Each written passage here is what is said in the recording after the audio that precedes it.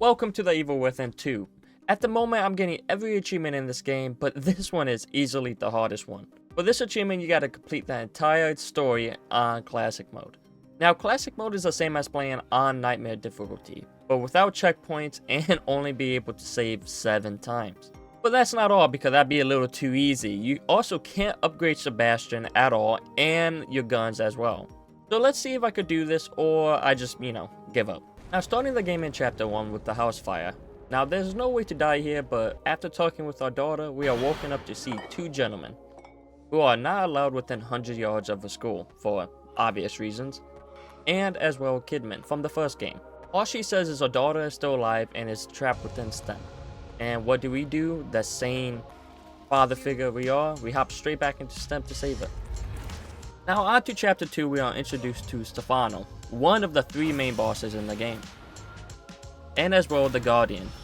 Now after running away from the Guardian, while running, Stefano throws his knife at us. We use this knife to escape the Guardian by jumping through the white door that takes us to Union. On our way there, we are finally able to fight back against our first 2 enemies in the game. After putting a bullet in their brains, we carried on till we see our first Horde of the Lost. So we stab the 3 guarding the door and make our way inside. After we are inside, we come across O'Neil. After talking to him, we make it to Chapter 3. Now, in Chapter 3 was a spot I was gonna save at, but in my mind, I said let's gather all this stuff and then save. So if I did die, I wouldn't need to gather all the stuff again. And that's what I did. First getting the sniper rifle, then making our way down the street to get the Agony crossbow, which by far is the best and coolest weapon in the game. After that, I went and grabbed the last weapon I needed, which was the shotgun. And this is where my luck ran out. While grabbing the last item I needed for the chapter, this happened. Die, please.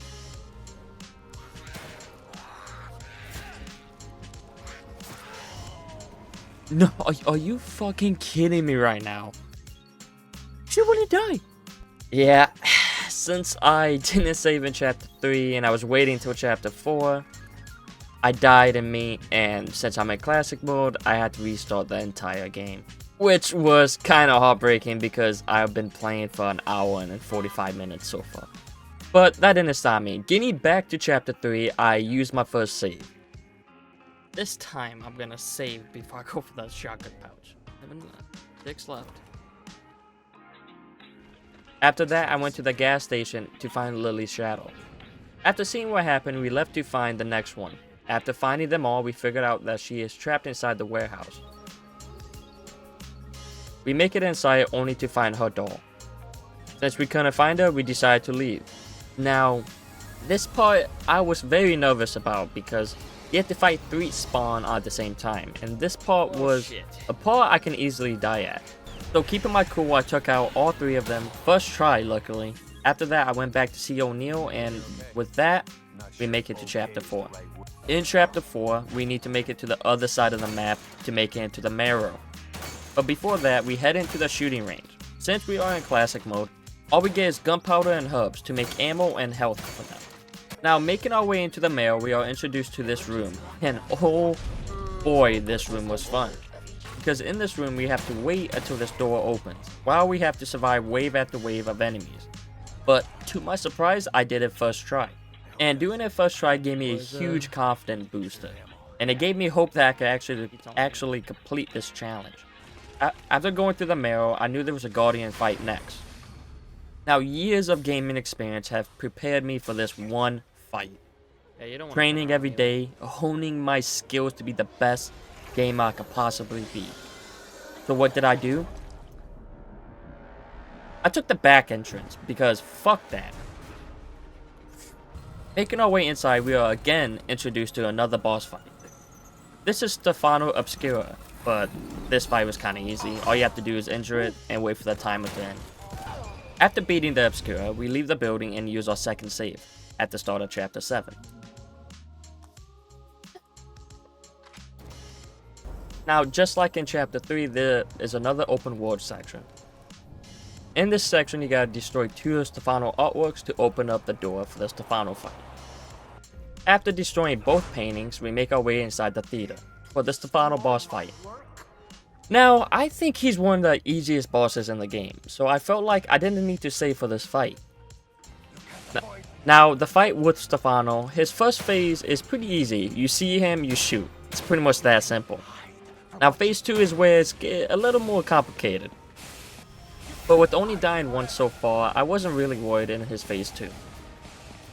Now, in his phase 2, he uses the Aperture Tentacles, I don't know how to say it, and I do not care.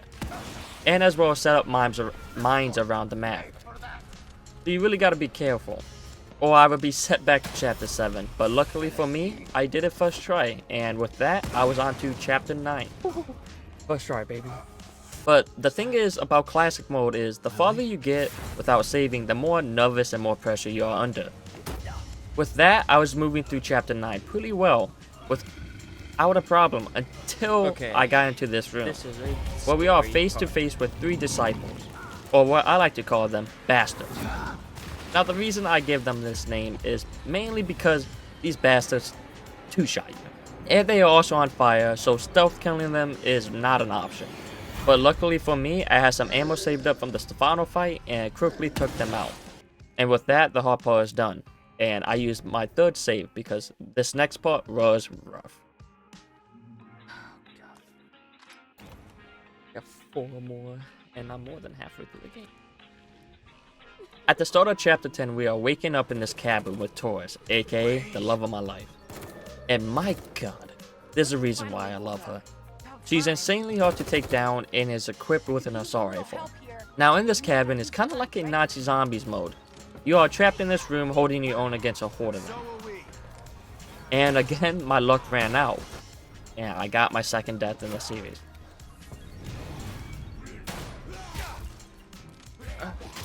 Dude, you gotta be fucking me.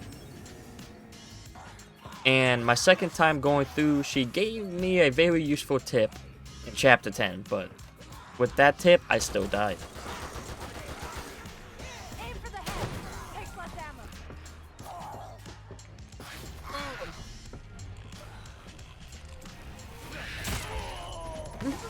ammo. Again. Oh. But my 3rd death, and again, my 4th death. But my 4th try, I managed to do it. The rest of the chapter went by very well, then making our way to the next boss fight, aka the Harbinger. And the Harbinger got a flamethrower, but we have to be careful because if he grabs you, it's an instant death. But luckily for me, I'm awesome and took him down. Unfortunately, Taurus dies, and so did my heart. After that, I used my 4th save skit.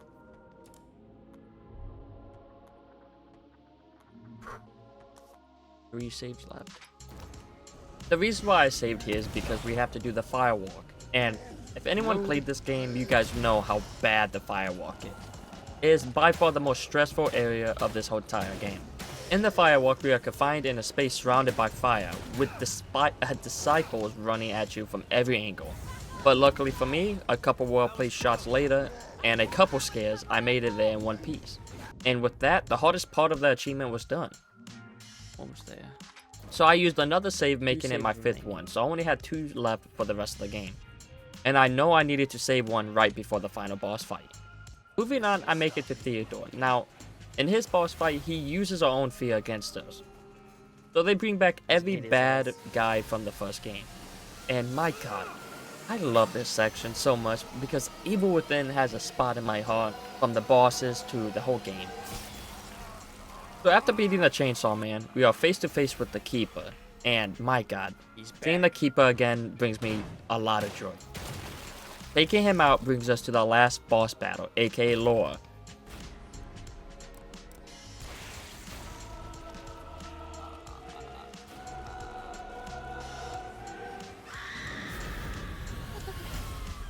And unfortunately, I died, so again making our way through the entire building.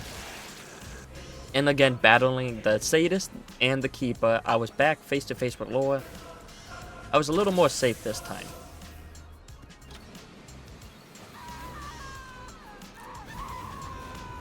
Oh my god. After burning her, she was defeated. And just like that, the Sadist dies, the Keeper dies, Laura dies, and Theodore dies. Now we are on the final stretch, so I used another save, making it my 6th one. I got one more save. And I'm gonna do that right before. Making my way through the level, I came across the effigy, but I knew exactly how to take him down very easily, so it would be a piece of cake.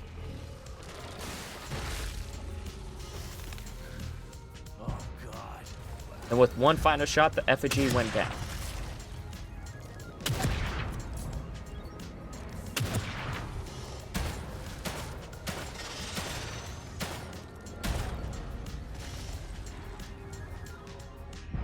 Easy, easy. But before the final boss fight, I used my final save, just to be safe. My last save.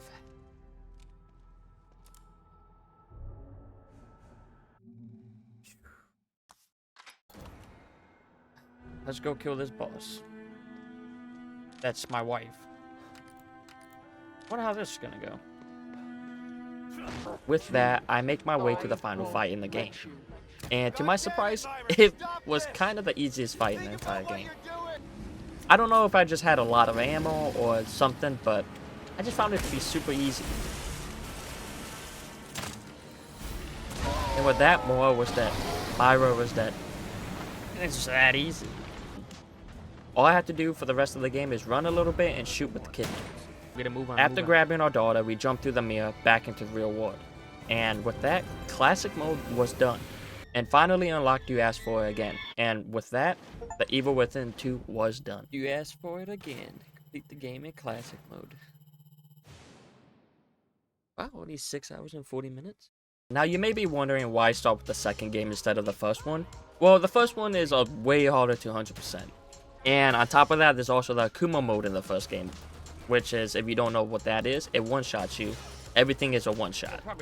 But don't worry, I will be doing the first game later on, so if you are looking forward to that, hit the subscribe button. It really helps me out.